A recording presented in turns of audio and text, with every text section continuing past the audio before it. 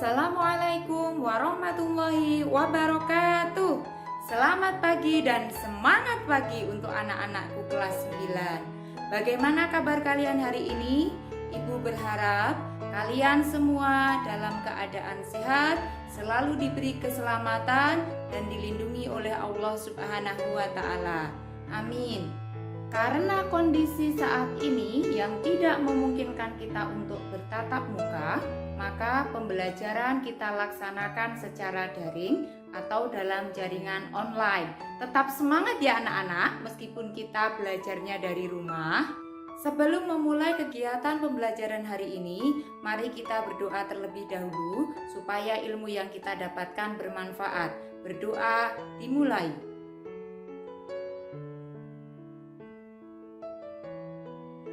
Berdoa selesai. Untuk absensi, kalian bisa klik link yang sudah Ibu kirimkan di grup WA atau di Google Classroom ya. Jangan lupa absen ya. Oke anak-anak, untuk pertemuan kali ini kita akan mempelajari materi bab 3 tentang materi Kedaulatan Negara Kesatuan Republik Indonesia dengan KD 3.3, yaitu memahami ketentuan tentang bentuk dan kedaulatan Negara Kesatuan Republik Indonesia berdasarkan Undang-Undang Dasar Negara Republik Indonesia tahun 1945 dengan submateri Hakikat dan Teori Kedaulatan. Adapun tujuan pembelajaran kita kali ini, setelah mempelajari materi ini, kalian diharapkan mampu untuk 1. Mengidentifikasi pengertian kedaulatan. 2. Mengidentifikasi sifat-sifat kedaulatan. 3. Mengidentifikasi bentuk-bentuk kedaulatan. 4. Mengidentifikasi teori-teori kedaulatan. Yang terakhir atau kelima, kalian diharapkan mampu untuk membuat dan menyajikan hasil telaah hakikat dan teori kedaulatan yang dianut oleh Indonesia.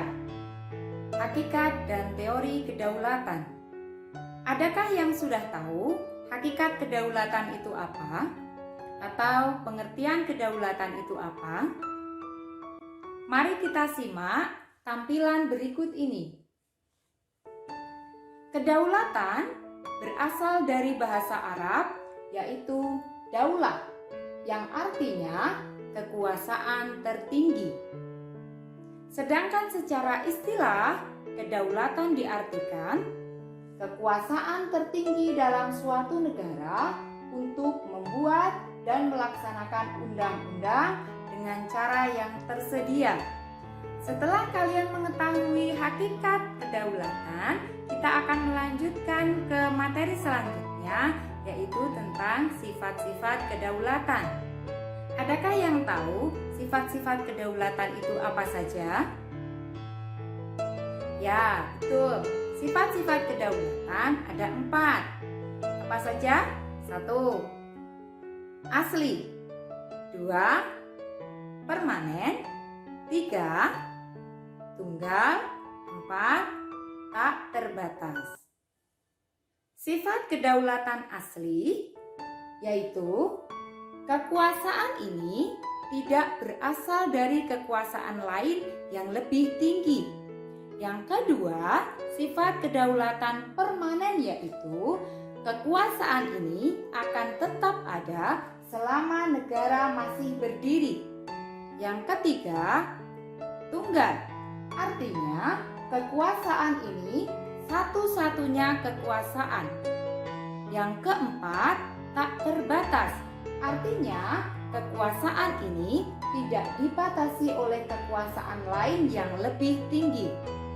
Nah, terkait hakikat dan sifat-sifat kedaulatan sudah bisa diterima dan dipahami ya anak-anak? Jika sudah bisa dipahami, Ibu akan melanjutkan ke materi selanjutnya, yaitu tentang bentuk-bentuk kedaulatan. Perhatikan tampilan berikut ini. Bentuk kedaulatan dibagi menjadi 2, yaitu kedaulatan intern dan kedaulatan ekstern, atau kedaulatan ke dalam dan kedaulatan keluar. Kedaulatan ke dalam atau intern diartikan bahwa bangsa yang merdeka memiliki kekuasaan untuk menyusun dan mengatur organisasi pemerintahan sendiri menurut kehendak bangsanya sendiri, serta kekuasaan untuk mengelola semua yang ada di wilayahnya yang mengandung sumber daya alam baik di darat, laut maupun udara untuk kemakmuran rakyatnya tanpa campur tangan negara lain berdasarkan peraturan perundang-undangan yang berlaku. Sedangkan kedaulatan keluar diartikan sebagai kekuasaan negara untuk menjalin hubungan kerjasama dengan bangsa lain tanpa terikat oleh kekuasaan lain. Selanjutnya, kita akan mempelajari materi teori-teori kedaulatan.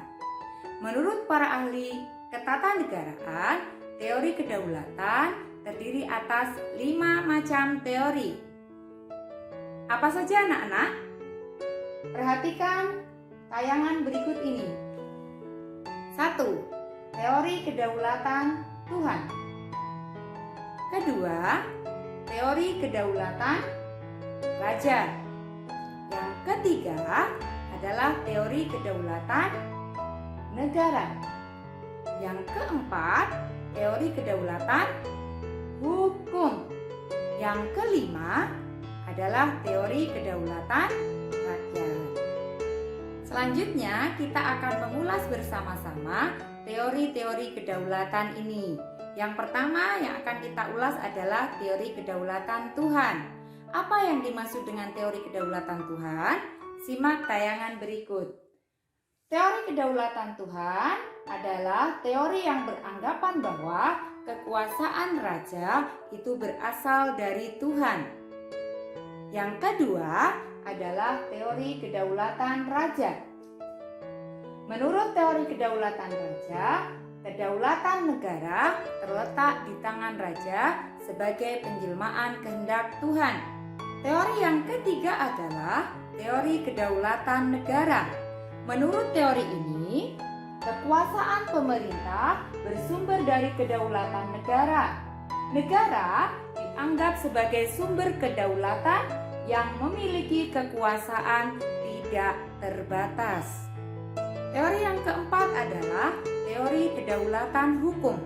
Menurut teori ini, kedaulatan terletak di tangan hukum, atau kekuasaan hukum merupakan kekuasaan tertinggi di dalam negara. Dan yang kelima atau terakhir adalah kedaulatan rakyat. Berdasarkan teori kedaulatan rakyat, rakyatlah pemegang kekuasaan tertinggi dalam sebuah negara. Rakyat memberikan sebagian hak-haknya kepada pemerintah untuk dijalankan sesuai dengan peraturan perundang-undangan yang berlaku. Demikian tadi materi kita hari ini. Ibu mencoba untuk merangkum materi pembelajaran kita kali ini. Berikut rangkumannya. Kedaulatan diartikan sebagai kekuasaan untuk menentukan hukum dalam suatu negara. Adapun sifat-sifat kedaulatan terbagi menjadi 4, yaitu asli, permanen, tunggal, dan tak terbatas. Selanjutnya terkait dengan bentuk-bentuk kedaulatan terbagi menjadi 2, yaitu kedaulatan ke dalam atau intern dan kedaulatan keluar atau ekstern. Kedaulatan ke dalam bisa diartikan sebagai kekuasaan negara untuk mengatur negaranya sendiri berdasarkan prakarsa sendiri dan tanpa campur tangan dari negara lain. Sedangkan kedaulatan keluar bisa kita artikan sebagai kekuasaan negara untuk menjalin hubungan kerjasama dengan negara lain tanpa paksaan atau tekanan dari pihak manapun. Kemudian yang selanjutnya adalah terkait dengan teori-teori kedaulatan. Teori kedaulatan terbagi menjadi 5. Apa saja? 1. Kedaulatan Tuhan, kedaulatan raja, kedaulatan negara, kedaulatan hukum, dan kedaulatan rakyat. Itu itulah tadi pemaparan materi, hakikat dan teori kedaulatan beserta rangkumannya.